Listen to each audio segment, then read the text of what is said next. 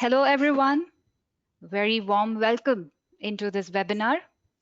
With the second wave of lockdown kicking in, I hope everyone, like you, your family, your friends, colleagues, everyone's safe and staying indoors. I welcome you into the 42nd episode of the Net Zero Energy Building Knowledge Series. This is a platform for industry to share their projects, products, technology, research, and even ideas to grow engagements for energy efficiency and net zero energy buildings in India. I am Deepa. I am a senior project manager at Environmental Design Solutions, and I shall be the session moderator today. This webinar series is executed under the METRI program supported by USAID. METRI is an acronym for Market Integration and Transformation for Energy Efficiency. METRI supports three main program areas, which are energy efficiency in buildings, sustainable cooling, and training and consumer engagement. This program works in partnership with several organizations such as Energy Efficiency Services Limited, Bureau of Energy Efficiency, and others to implement various initiatives. The market transformation approach includes creating business opportunities for the private sector, scale up of potential initiatives, enabling policies, as well as providing training for net zero energy buildings. METRI is supporting efforts moving towards a super efficient and net zero energy target for buildings in India. And the NZEB knowledge portal that you see here on the screen is a one-stop site for information on NZEBs. You may explore this further on our website, nzeb.in. So our webinar today is about the showcase of a student housing project at the St.Andrews Institute of Technology and Management in Gurugram, India, which was recently completed in 2020. One of the buildings, that's the girls' hostel. The design for this project prioritizes both thermal comfort, daylight, and functionality by integrating climate responsive design fundamentals to achieve an outcome that is net zero ready, but also architecturally interesting and contextually relevant. So let's learn more about it from the architect himself, Mr. Sachin Rastogi, our expert speaker for today's session. Founder, director, and design principal of Zero Energy Design Labs, architect Sachin Rastogi pioneers designs of buildings that are focused on energy efficiency and zero energy consumption. Through his work at ZED Labs, he has led the design process and been responsible for a large range of prestigious projects across diverse typologies such as residential, hospitality, institutional, commercial, industrial, all focused on zero energy buildings that qualify the global standard of green building design. ZED Lab is a Delhi-based research-driven architecture and interior design studio specializing in net zero energy buildings. Welcome to the webinar, Sachin. We look forward to learning more about this project from you. And I'll make you the presenter.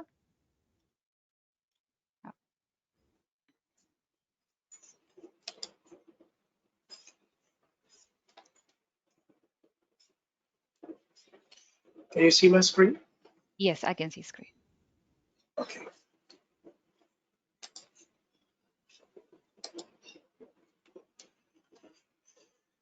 Okay.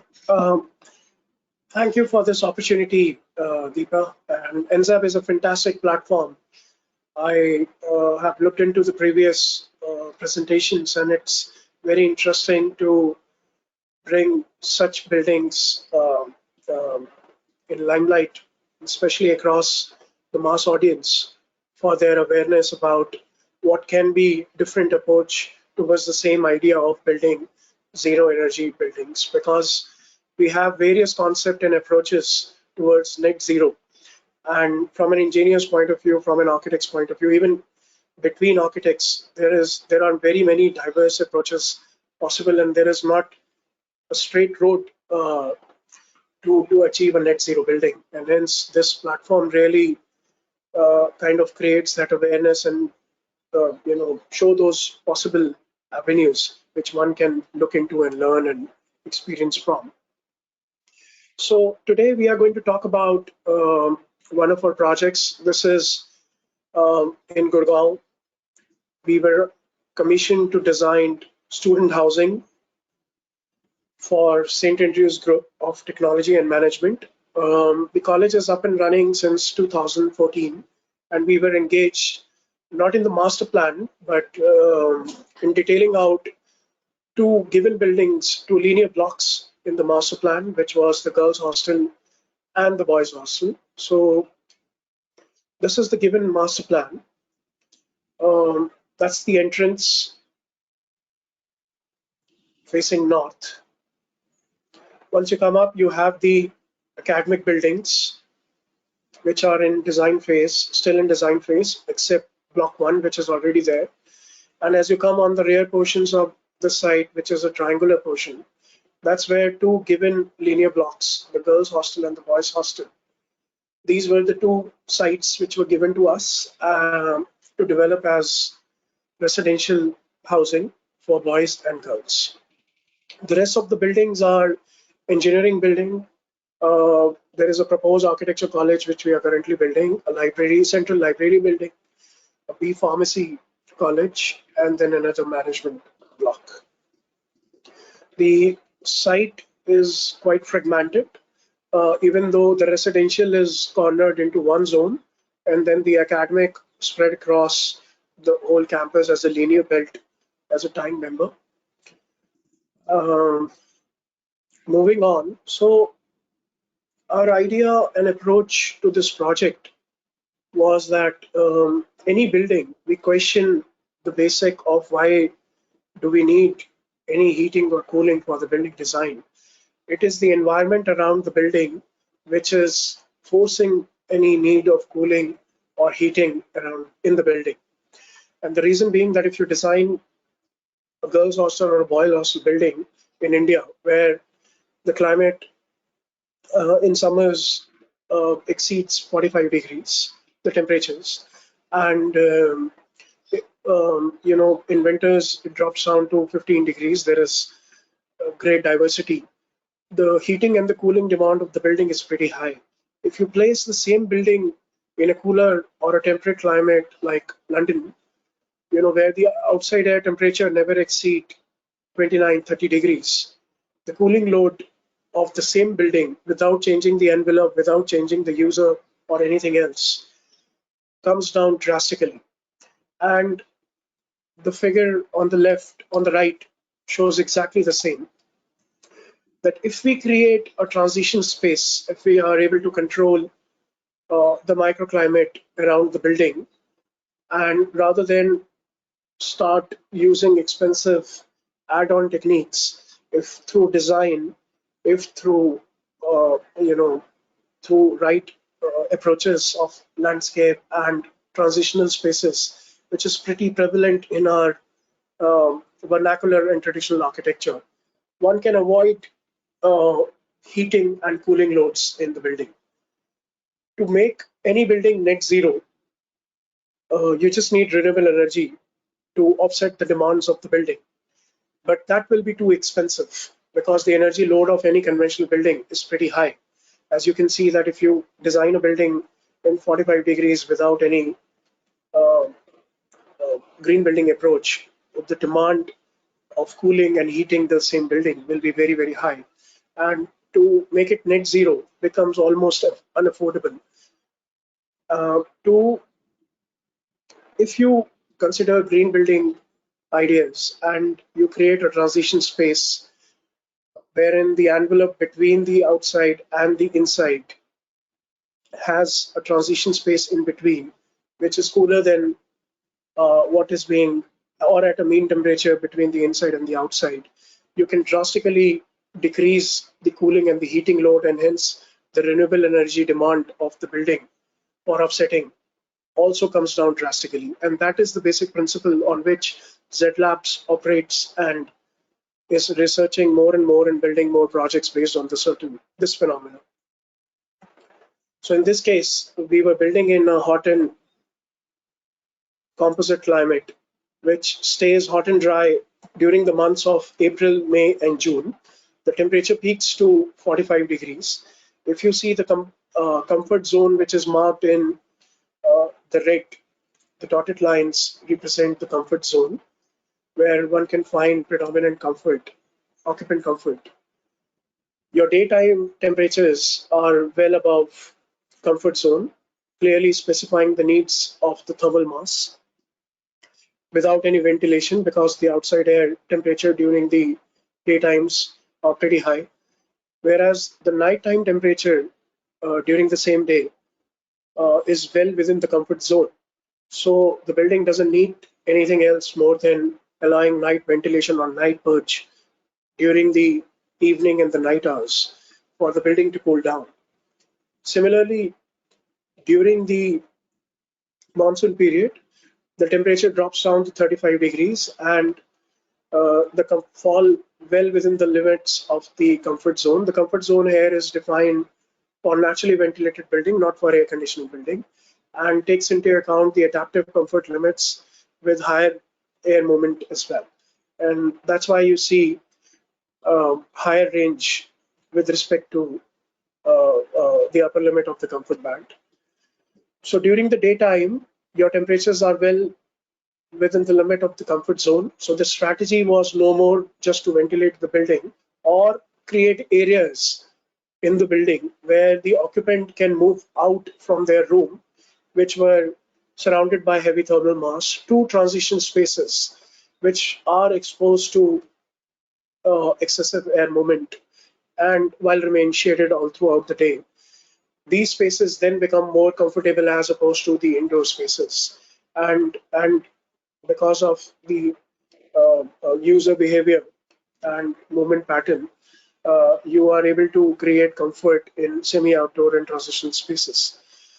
And moving to the winters, the temperature drops down during the night time, well below the comfort zone, specifying the need of the thermal mass, extensive thermal mass. And during the daytime, the temperatures are well within the comfort zone, so a little bit of solar gain and thermal mass can provide comfort within the building. So looking at, after doing the climate analysis, 3 or 4 strategies were very clear to us that we need excessive thermal mass, we need a lot of ventilation during the monsoon period and during the night time, as this is a residential building which is put to use on 24/7 cycle. So nighttime temperatures were very essential for us. So night ventilation, thermal mass, cross ventilation at all times during the monsoon season, no ventilation during the daytime in winters with solar gains and thermal mass can provide comfort all throughout the year without any extensive use of air conditioning. With respect to direct and diffuse radiation, um, the radiation stays pretty high, and not only direct, but the diffuse on the north can also heat up the building. So the idea was to control direct and diffuse at all times. For girls' hostel, starting with girls' hostel, it was more of a site within a site kind of a scenario because of the security issues. So we were asked to create a kind of a cornered, uh, uh, um, you know, site in its own, where no trespassing is allowed except the girls. And because of that reason, we thought that since they were limited to that particular zone, transitional spaces, outdoor spaces of different varieties were very essential. A, uh, so that they don't feel boxed within the building, enclosed within the building at all times. And secondary, because of our idea of not exposing the building to the external calamity, but to the uh, intermediate cooler microclimate, which can take off the load demand from the building, both in terms of cooling and heating during the winters. With respect to area program, there were 120 students which were supposed to be housed in double sharing, triple sharing room, indoor lounges, semi-indoor lounges, and social areas were some amenities which were supposed to be housed in the building. That is the site. The girls' hostel was on the northern corner of the residential campus. So we created this red envelope as a boundary, which defines the parameter of confinement for the girls' hostel. That is the access road which takes you to the girls' hostel, and we created a front entrance plaza where girls can spill out in the evening and they can enjoy badminton or outdoor activities. Then on the southern side, um, because the sun was pretty intense and there was a green center code which was being formed, so we thought of creating their social zone also on the south. It helps in three ways. A, it helps in creating a kind of a buffer space between the inside and the outside, which was the primary target of the project. Uh, the courtyard was then oriented specifically towards the social side to improve interaction and also allow clubbing of two social areas, not physically but visually and acoustically. So that's the sun path, and the perimeter walls were then converted into permeable screen jalis, which helps in blocking radiation at all times while allowing for air circulation to provide thermal comfort all throughout the year. This courtyard was then converted into a social space by incorporating one of the fire escapes. Now, in most of the buildings in hostel, there is only one primary staircase which is being used all the time, and the secondary fire escape, which is a lot of built up area, is not, it primarily remains dead throughout the year. So we thought of bringing that vertical circulation into the courtyard and make it a linear space spread across all over the courtyard so that it becomes a fire escape as well as a vertical and a horizontal social hub which connects the complete building at all levels and allow interaction at all levels as well. That also becomes structurally a time member to the peripheral jali and helps it to stand alone. This social staircase then connects in form of terraces, which becomes outdoor evening or morning spaces for girls to spill out on different levels. They are hence able to connect not only on the same floor, but also on the floor across. The screen was then jagged and staggered to block and to minimize the impact of solar radiation onto the facade. The horizontal flat facade was receiving more radiation as opposed to the self-shading staggered facade. These terraces were then further clubbed with the indoor, semi-indoor lounges, so creating more opportunities and diverse spaces for the users. So based on their thermal comfort choices, they can choose in which part of building they want to do what activity. So there were various spaces created all across the building on all levels for students to have a more diversity and variety. That's the floor plan. So you come in from here, there is a forecourt which was heavily landscaped, and predominantly everything was converted into permeable surface which allow rainwater percolation and also reduce the heat island impact. Then there was hefty trees planted in the forecourt to provide shade even during the peak summer hours, and that spill out was then pushed right next to the pantry and the outdoor dining space. So it becomes a favorable spot during the evening and the morning times when they are either coming back from the academic areas or leaving during the breakfast hour for the academic areas. On the back side, we created badminton courts and single side basketball courts for them to enjoy outdoor activities. So this is the first layer of transition. They move into the lobby, which is a double height space, which was covered with glass and blocks the hot summer winds. Yet, because of the glass and the double height, the panoramic view of the outside was a very good feel good factor whenever they want to come out from their rooms during the morning or evening hours for the break. So it becomes a very lively space. Very often when I go over there, I see them playing table tennis, carom, and other sports in this zone. So the lobby is just not a lobby, it is converted into an indoor sports arena where more climate control is being provided. Moving on, we have a landscape court where seating areas and outdoor seating areas closer to the green and the social stairs, which is protected by the Jali on the south, is being housed. This creates a buffer zone between the inside and the outside.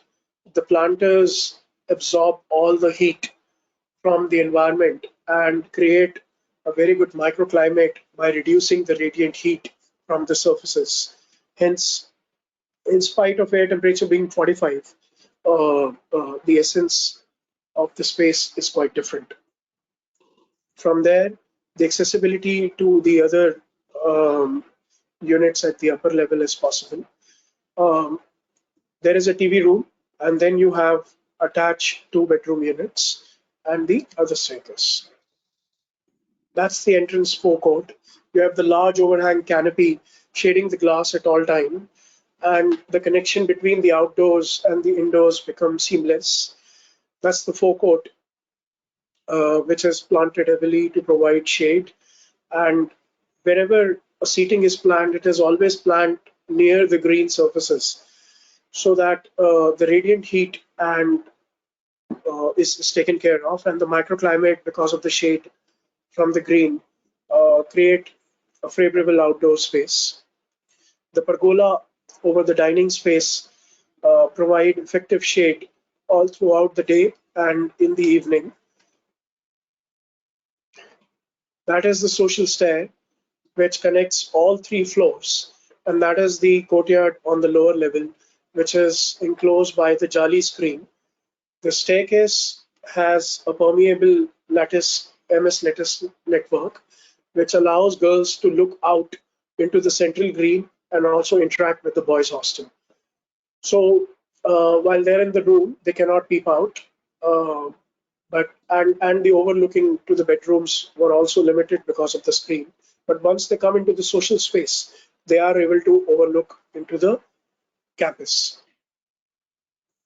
The canopy on top helps in shading the whole facade and also allow radiation, oh sorry, daylight, uh, ample daylight all throughout the day. In winters, it allows beautiful solar penetration to heat up the principal spaces. That's the night view. And you can see the staircase becomes the lighting element. It also acts as a shading element. It creates those dynamic spaces underneath, and the seating then next to the planters allow cool air getting dumped. There is no hot air movement happening at the habitable and the seating level. It's just happening on top. So that allow the cool air to dump down and then creates more favorable microclimate at the seating level. That's the plan at the upper level, and the staircase showing the connection of the staircase with the terrace and the internal lounge. So before in 45 degrees, when they come into the hostel, um, they move through degrees of different variations before they enter into their completely enclosed rooms where the temperature is 32, 33 degrees, and hence they never feel the heat shock. That's the view from the terrace, intermediate terrace, and the staircase looking out into the campus, looking into the central green. This is the student lounge, which is indoor, and it is seamlessly connected with the social staircase and the terrace outside. So, based on their uh, uh, adaptive comfort strategy, they can choose to be indoors during the daytime, outdoors, semi outdoors during the evening and the morning hours, creating that diversity, or they can interconnect vertically as well.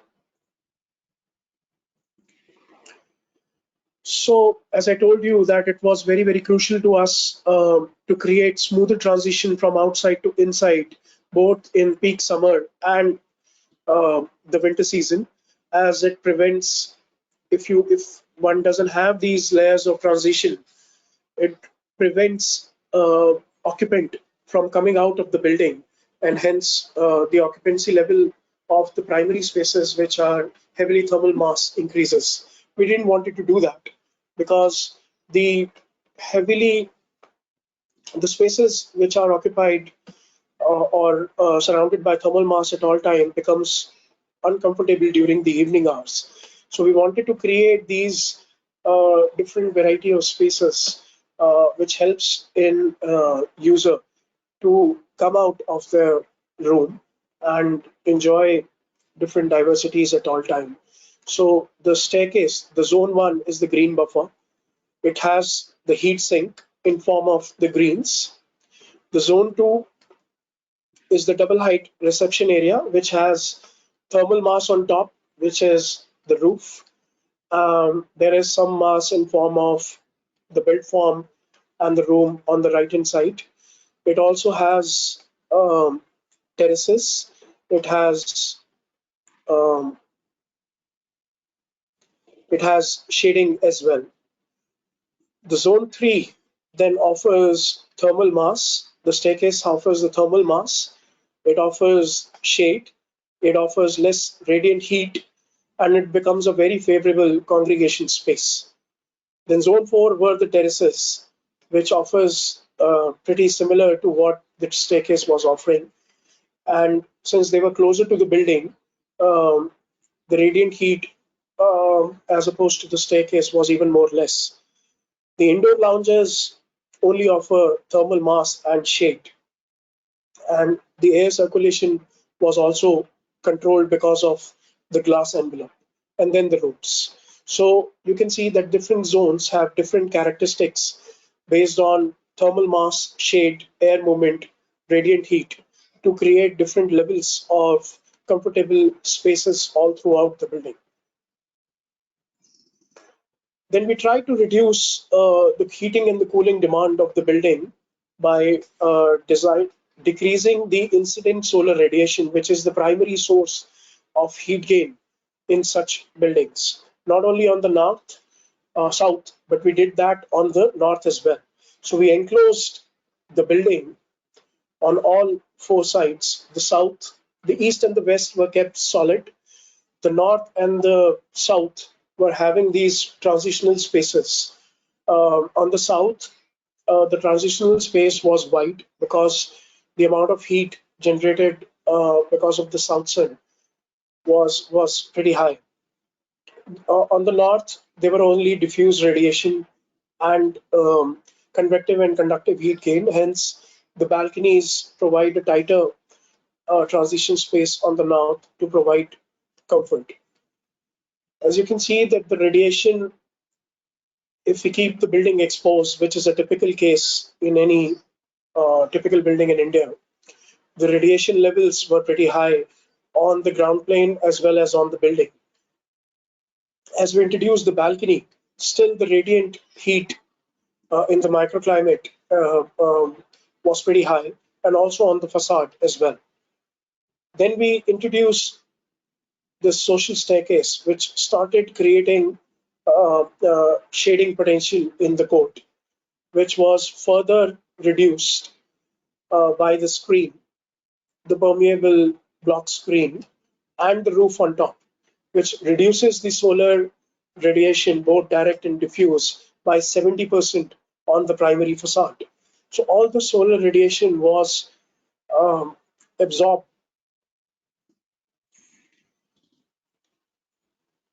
All the direct and the diffuse solar radiation was absorbed by the secondary skin, and because of the permeable nature of the skin, the heat absorbed by the secondary skin was taken away by the air movement. The primary skin then is allowed to stay cool at all times, and then air movement along the skin reduces um, uh, the impact on the thermal mass of the primary skin, and thereby decreasing the load, air conditioning load, and the cooling load of the building annually. This was, we wrote a script wherein we used concrete blocks of 8 inches by 8 inches length and width, and they were deep, uh, 8 inches deep as well. We chose the depth to be higher because we didn't want any lower angle sun to penetrate as well. So, so any light before entering the primary facade was diffused by the depth of the block. The block, because of the good sizing, allows uninterrupted view to outside from inside. But because of the rotation angles, the view from outside to inside was limited, which was the need of the client. The second thing block helped in was to reduce the air pressure when it is entering or moving across the balcony. When the air is pushed through these blocks, the air is pressurized, and it allows air to expose itself to the mass, and because of the compression, the air cools down by a certain degrees and reduce the impact on the building.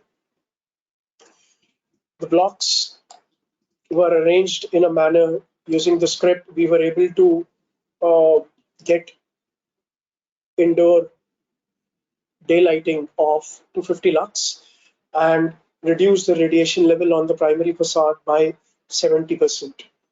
The blocks were rotated and staggered to create mutual shade and prevent overlooking from outside to inside. We then inserted steel to further reinforce and allow block facade to be built on 3-story high secondary skin.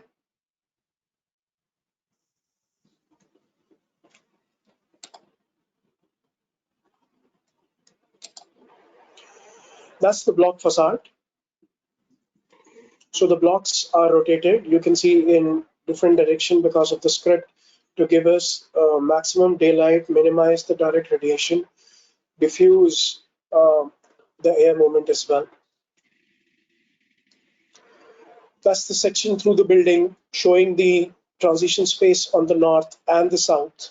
The south one has the vertical staircase, the terraces as the social hub, and the semi-private spaces. So it all connects before you enter into the bedroom. The screen shades the building at all time from the summer solicit, and the permeable blocks were designed to allow winter radiation so that it can heat the principal spaces during the winter season. The transition space also allowed the heat dissipation, hence the room have the single side ventilation, but effective one because the hot air is always able to escape from the transition space. Different transition zones were created. So the outside was 45, but because of the direct and the diffuse radiation and the radiant heat from the surfaces, it feels like 55. But in the transition zone, even though the temperature was 45, because of the radiant heat being reduced, shade being created, um, the feeling is that you are inside a 36, 39 degrees space because of no direct and diffuse radiation, and air percolation at all times. Then you have semi-private spaces which are purely indoor. There, the temperature was measured to be 33 degrees. And when ventilated during the night time, they stay at the outdoor temperature all throughout the night. Because of the night purge, the thermal mass is allowed to lose its heat, which is gained during the daytime, and hence the daytime temperature also reduces by a couple of degrees. The internal temperatures of the building was observed to be 32 degrees because of the building the intermediate microclimate between both the sites. This is the view showing from the south. Moving on to the boys' hostel. Again, the idea was same, to create many congregation spaces, um, because hostel life, you need these spaces to interact, and that's where the maximum learning happens. And to also refrain from traditional student housing, creating spaces which connects on all level, and enhance the visual connection between the landscape and the indoors. The boys hostel was a bigger building. The built-up area was 60,000 square feet. It's a linear block which houses 360 students, and there is a dormitory for 60 students, a column-free mess, gymnasium, and other amenities. So this was the given boys hostel linear site. We then twisted the lower story to create a green plaza on the south, um, and created gym and the canteen. The canteen or the mess was a social space which has glass on the south and the north, and was placed on the ground floor level so that it connects with the road and the social space on the north and south as well. So it becomes a connecting space which is visually also connected because of extensive use of the glass, double glass unit. Um, the transition space on the south, which is the ramp, allows and activate the rear side of the building, and the gym on the northern side uh, gives you panoramic view of the central green. The top on top, the building goes straight, hence shading the staggered ramp from top from the summer sun. As the sun goes down, the ramp then starts getting uh, heated up because of the winter sun. On the north, it automatically creates a winter terrace because of the depth of the terrace. There was some solar penetration from the south sun. The ramp creates a social space on the southern side, and the open plaza on the south and the north. So it helps in building, creating active public spaces on both sides. Then again, a microclimate envelope was created between the inside and the outside by creating buffer spaces on both north and south, while keeping the east and west facades minimum and solid. No windows were opening on the east and the western facade. This was the ground floor. So you enter the building while crossing the ramp. The ramp is shaded from top. So when you enter the building during the hot summer peak afternoon, the inside temperature of the building is again 32 degrees and the outside is 45. The ramp acts as a beautiful transition space which has a lot of greens. Because of the evapotranspiration from the greens, the microclimate remain pretty cooler, and the shade from the top. And there is very effective thermal mass because of the closer envelopes of the room. Creates a very favorable microclimate to enter the building without having any heat shock. And in the winters, when you enter through this ramp, or you spill out during the daytime, um, you have the direct penetration of solar radiation into this. Then we also have the coffee shop and the stationery shop, which is connected to the ramp, so that it becomes a very favorable outdoor social space during the evening and the winter afternoon. The mess is a glass box which connects the southern and the northern side of the building. So if during the evening when they open the doors, it becomes almost like a seamless space, and they spill out in the greens on the north and the south based on their comfort. Um, on the rear side of the north, there is a service kitchen, and from the boys' hostel lobby, you can access the guest room on the ground floor. That's the ramp and the built mass on top. So the built mass you can see is very effectively shaded from the sun, whereas during the winter afternoon, uh, you can see all the students are enjoying the spill out. There's a lobby area which has an atrium in the center of the building. So the cool air from the ramp during the summer season enters into the building on the ground floor, and then the hot and the stale air rises up from the atrium, from this central atrium, and exit from the top. So there is cross ventilation and stack ventilation, which takes away all the smell, heat, and creates fresh air potential in the building at all times. This is the mess having double glazed large span windows on both southern and the northern side, creating a very nice public space on the ground floor level. Hence, there was no double skin facade required on the lower level. On the upper level, you have rooms on both sides, shared loose, and dormitories on the other end. The dormitory also has a terrace garden right next to it for acting as a spill out on this level. As they move up, the building in the front becomes straight, and by doing that, it automatically gives you a terrace on north, which is then clubbed with a social space, indoor games arena, and it becomes a very favorable spot for students on the third floor, working as a very effective spill out during the evening and the morning hours.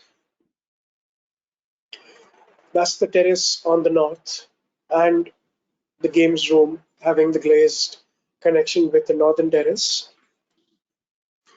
These are the triple sharing rooms looking outwards.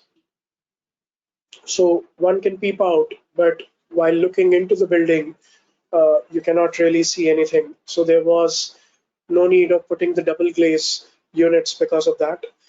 Saved a lot of cost. The rotated bricks prevent any radiation from entering into this space. There was a lot of analysis being done, which we will show later on in our presentation.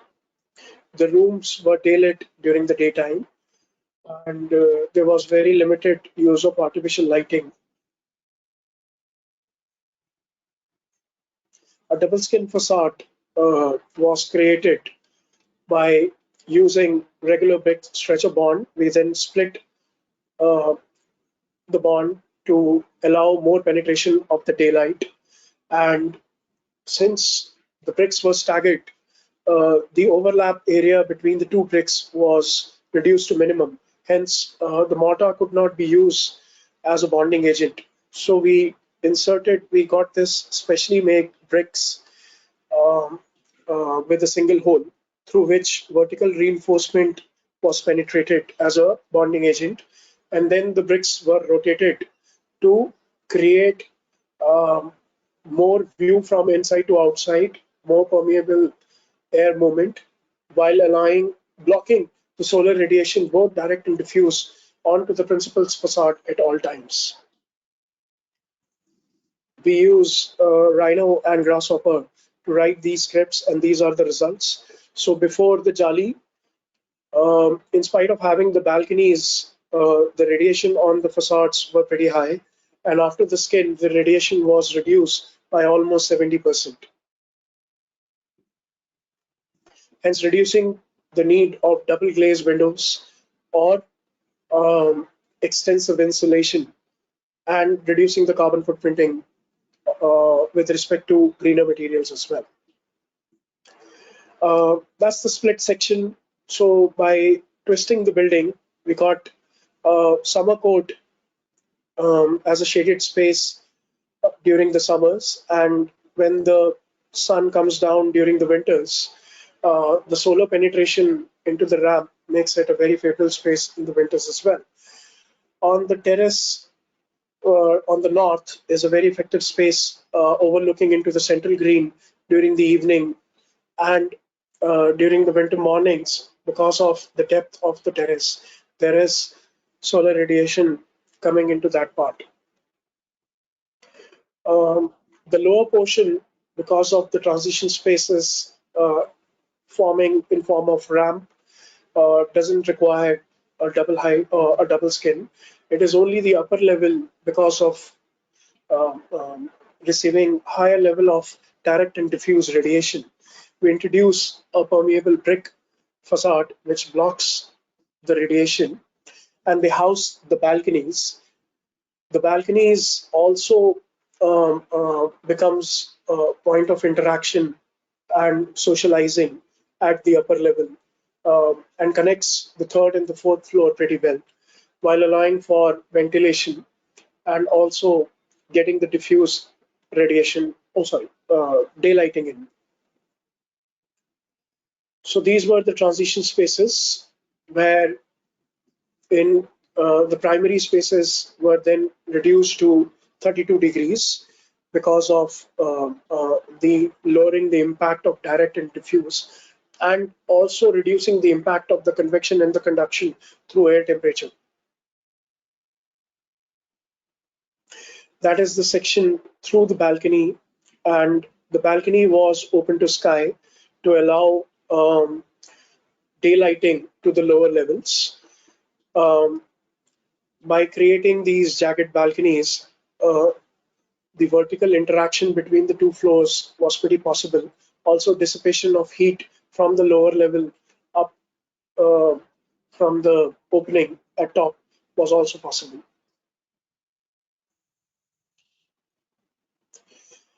The balconies were then split, and there was a cutout created for interaction between the upper and the lower level. Then we inserted the steel bars, which were 1 inch thick, 25 thick, at every 1 feet 3 inches, and then the bricks with single hole were laid from top till the bottom and then rotated at the specific angle obtained from the grasshopper scripts to reduce the direct and the diffuse radiation. At every 3 feet, we inserted a metal plate to strengthening for the strengthening of the and to provide the horizontal support to the metal and the brick facade. And the same thing was repeated on top to create the second skin. Hence, this was one of the biggest facade, one of the biggest permeable jalis built in India using brick, span 250 feet in length and 20 feet in height, built without using any mortar. That's the split balcony, showing the interaction possible between the upper level and the lower level, and also the daylighting levels in the balcony. This is the view from the north, showing the spill out from the gymnasium, from the cafeteria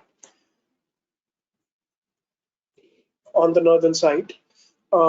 Finally, the block hostel, the boys' hostel, um, was planned to have 100 kilowatt solar panels on the rooftop, and the girls' hostel 40 kilowatt to offset the energy demand of the building to make it net zero. Thank you. Thank you so much, Sachin. That was a wonderful presentation. I feel that it's very easy to showcase the outcome, but I'm sure the process of it, all the thoughts that you've presented here. It's like over a course of many weeks, I don't know, months maybe, of ideation and discussion and going back and forth. And finally, it looks like the way it does. And we are now, understanding the building in hindsight. So thank you so much for walking us through the two buildings. So if you have any question for Sachin, please send it in the chat box and we can take them now. Just one second.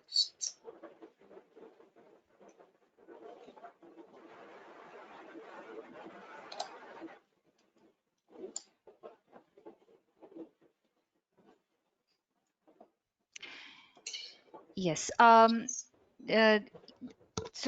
the questions are coming in, and they are all, I can see we can group them into similar kind of questions. So let's take the first question here from Bhakti, and a similar question from Radhika as well. Which software do you suggest for analysis? And Radhika are specifically asking about radiation analysis.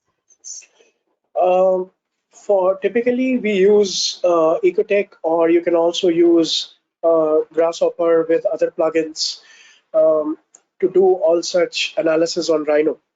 So Rhino has a lot of plugins, and you can use that as a very effective initial basic brainstorming software, where you can run quick simulations to understand what is the impact of orientation and um, various design iterations which you can analyze very effectively. We do that all the time to analyze how to go about the building design right at the basic initial stages.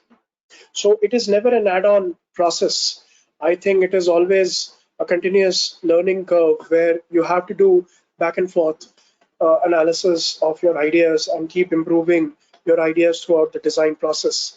If your design process is pretty strong, then you can limit the use of engineering on the building, and no, not much of additional materials which are very intensive, intensive, and not very environmental friendly can be limited to use. Yes. Next question here from Webhub. How easy it is, the execution of the external brick wall, which you have shown? Does it require a set of skilled people? To be frank with you, we end up building the building ourselves as well in these two cases. It was very, very difficult to execute these facades. So initially, when we showed it to the client and the contractors, because they've never built any such system, they were not very sure of coming up with the right estimate. Hence, the proposed costs were exceeding, and the client was not very sure about, going ahead with these systems. So we thought that we will try to build it ourselves, and we literally have to handhold the contractor and do it literally on site, standing there, teaching them how to take values from the software, and then ensuring that whatever is being proposed is getting executed on site. So yes, it was not a very, very simple task. It was very, very difficult. You need skills, but by working back and forth with contractors, we simplified the facade and the execution to the level that uh, um, we were able to do this without using any robotic arm. Typically, if you want to build a facade like this in Europe, you would use a robotic arm which will take the command from the simulation and this glue the bricks at specific angles. And we were able to do it to pretty good level of accuracy with uh, human levers as well. Right. Next question from Aniket. How does the building fare in rainy season, since there are only bricks that have been used? Okay, so for the bricks, we coated the bricks with silicon, and basically the silicon decreases the porosity level of the brick, and hence there was no water absorption and no moisture penetration in the building envelope. So I think silicon acts as a very good, effective solution for reducing and lessening the impact of rain on the brick building. Mm. Next question here from Hitanshu. How effectively does the balcony function to connect the open spaces with a skin which blocks out almost the direct view? And is there any feedback from users with respect to this? There are kind of mixed reviews from the users, to be frank.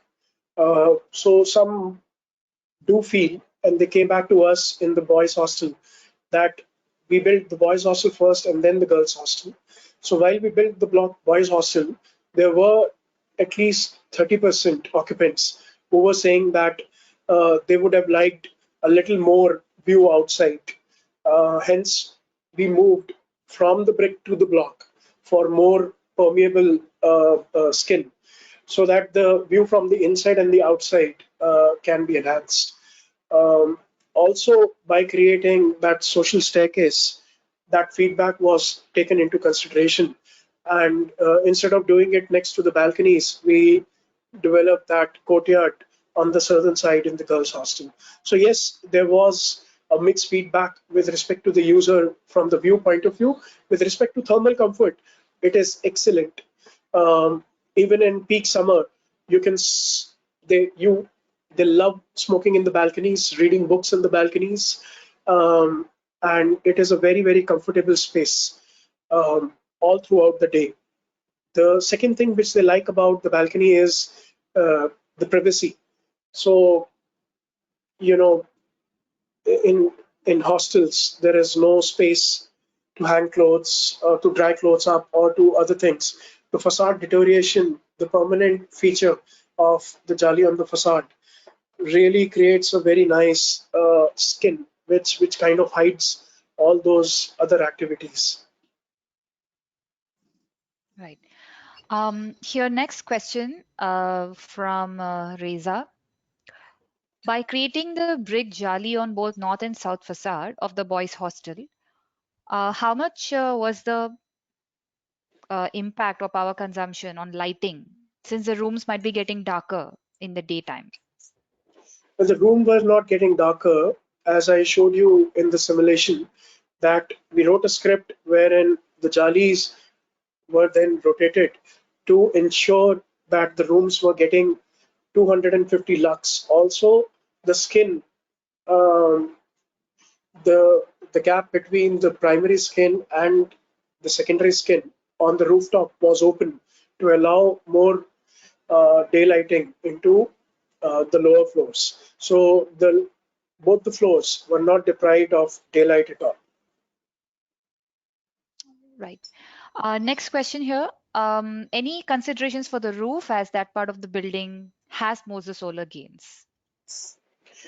Yes. So for the roof, we use a vermiculite as to reduce the heat gains.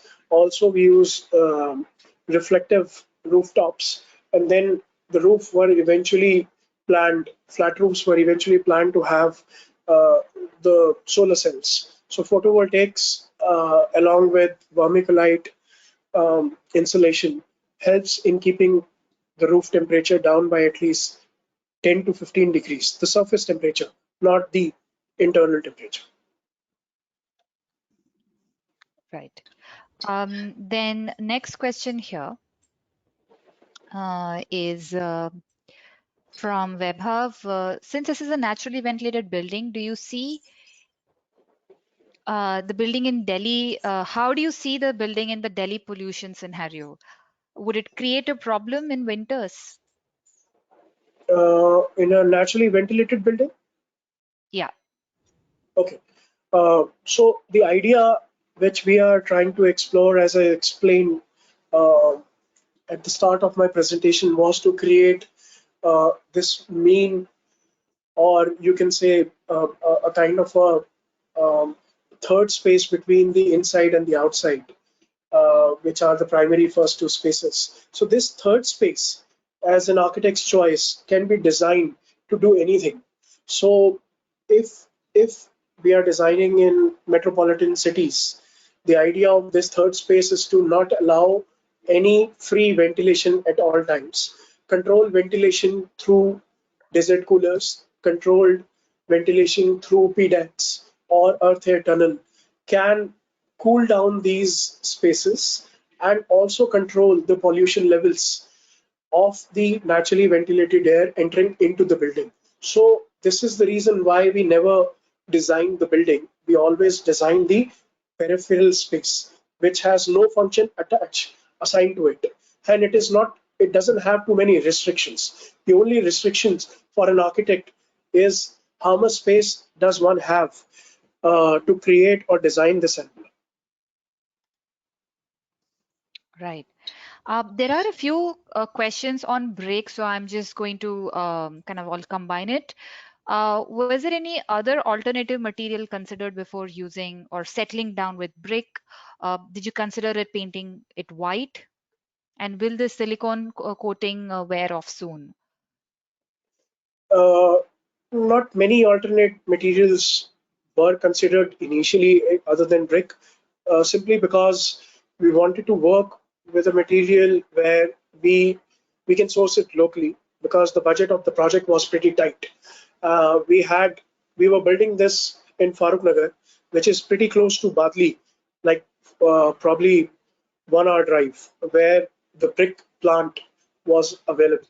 Hence, the brick landing cost on site was pretty cheap as opposed to any other material which we could have used. And also the environmental impact. The other good thing with the brick was the permanent finish. Any academic building, um, nobody wants to paint it from outside after every 4 or 5 years because that is a dead expense on the owner. So we wanted permanent finish from outside, which bricks offered us. By coating it with silicon, we limited the deterioration of the outer envelope and increased the lifespan of the bricks as well. Later on, when we realized that we need a more permeable envelope, we moved on from brick to these customized concrete blocks, hollow concrete blocks, which were 8 feet by 8 feet, 8 inches by 8 inches by 8 inches, and they were pigmented in the brick color so that the external envelope remains unanimous with the rest of the campus. Right. Again, a few more questions on the same theme of energy. So I'll club it all together. Does the building take into consideration carbon emissions? Can you throw some light on it? And what will happen when, sorry, the carbon emissions that will be caused due to window ACs installed in every room? Can you throw Yeah, some light on that? yeah. So, with respect to construction, the carbon emissions were pretty limited because we didn't use carbon intensive materials. The material palette was limited to 4 5 materials in form of exposed brickwork, uh, concrete, Hota stone, and aluminium for door and windows and glass. So with this literally 5 materials, the whole building was built. We also use ceramic tiles in the washrooms. So we didn't use any double glaze units or highly insulated materials or any such expensive fittings. The carbon footprint of anything in the building is pretty less as opposed to the quantity of the steel. By limiting the floor heights and spans, we were able to reduce the steel consumption of the building to 5.5 kgs per square feet, which is pretty close to the residential buildings of a house scale. And hence, by doing that, we were able to reduce the amount of steel went into to build this building as well. With respect to air conditioning, the building is designed to have 32 degrees indoor temperature without ceiling fan. With ceiling fan on, they are pretty much comfortable. But because the users are diverse and they have not experienced the building, uh, this the demand from the students is for the air conditioned room. Hence, the owner was forced in before they actually occupied the room to put in these air conditioning. And once they come here and they start using the building, we have realized the amount of hours they run air conditioning is pretty less. It is during the monsoon season where the humidity level increases that the use of air conditioning is pretty extensive to dehumidify the spaces. Other than that, during the summers, the building is very, very comfortable. Great. Then the next question here is what was can you give some idea about the cost per square feet of this building? Uh, yeah, the cost per square feet was pretty low. We were working on a budget of 15 to 1600 rupees per square feet to build these buildings. Right. And there's another question on the angle of the V-shaped columns. Yeah, I think it's the one that is there on the screen. And is it just for an aesthetic purpose, or there is some logic to the angle? there is a logic to the angle in the boys' hostel and the girls' hostel as well. Um, to reduce, because of the staggered form, we were getting floating columns on the upper two levels. To reduce the depth of the building, we then came up with these bifold columns or the V columns or whatever you want to call them to reduce the depth of the beam and the span so that the floating column and the beams can work more efficiently without increasing the steel and the depth of the beam. Right. Okay, I think we've covered all of the questions, and there are a lot of overlapping ones. So I hope we've covered everything. So we are 7 minutes beyond 5 o'clock. So before we end the session, I'd like to share a few things, announcements, etc. before we end the webinar. Uh, it's always interesting, like we had in this session, to hear case studies, right? That's the real deal, right? This is where we get insights into the process behind the outcome, and we get inspired and have a lot of takeaways. So our next webinar is another project showcase of a net positive housing project called Humanscapes, located in Auroville in India. This project strives to demonstrate course correction for a sustainable development and harmonious mode of sustainable development. And architect Suhasini Iyer will be presenting the work on Friday, 13th of May at 4 p.m. So do join us for that. Of course, we would love to showcase more of such success stories to really set the path to achieve net zero goals for India. So if you have something to share with us, you've worked on a project or you know of a project, please do get in touch with us, share it with us so we can feature it on the NZEB platform. You can write to us at nzeb@edsglobal.com. We welcome you to join the NZEB Alliance. We have a question on the chat box: where do I find internships to work on net zero energy projects? The alliance is a network of innovators and adopters of NZEB concept in India. So one way to do it is join the alliance and be a part of accelerating the building sector towards the net zero goals, right? And this is a forum for exchange of thoughts, ideas, and success stories. And you can sign up on our website to join the alliance. All our webinar recordings are available on our YouTube channel, NZEB India. The episodes are organized under playlists for design, technology, policy, and skills, all of which is essential to achieve an NZEB, right? You can access this wealth of knowledge on our YouTube channel. And with that, we have come to the end of the webinar today. Hope you enjoyed today's session, and I will see you in the next one. Thank you so much, Sachin, for joining us today. Thank you, Deepa. Thanks for the opportunity. It was great to present on such a good platform. Thank you.